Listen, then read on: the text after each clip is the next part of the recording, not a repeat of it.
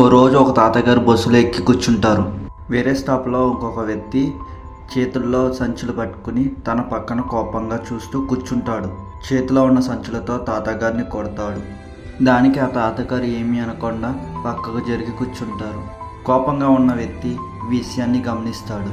నేను కోపంతో కొట్టిన మీరు ఎందుకు మౌనంగా ఉన్నారు అని ఆ తాతగారిని అడుగుతాడు. నవ్వుతూ, ఇక్కడ కోపడడానికి ఏం లేదు బాబు, వచ్చే స్టాప్లో నేను దిగిపోతాను. మన ప్రయాణం చిన్నది, ప్రయాణం సంతోషంగా ఉండాలే కానీ కోపం గొడవలతో కాదు అని తన స్టాప్లో దిగిపోతాడు. ఇక్కడ గొడవ పడాల్సిన అవసరమే లేదు, ఎందుకంటే మన ప్రయాణం చాలా చిన్నది. దేశం అసూయ అసలుకే అవసరం లేదు. ఎవరైనా నిన్ను ఇబ్బంది పెట్టినా, హేళన చేసినా ఒక నవ్వు నవ్వి వాళ్ళని క్షమించేసే. ఈ ప్రయాణంలో ఎవరు ఎక్కడ దిగిపోవాలో ఎవరికీ తెలియదు, ఎందుకంటే మన ప్రయాణం చాలా చిన్నది. ఇలాంటి వీడియో చూడాలి, లైక్ చేయాలి అనుకుంటే నా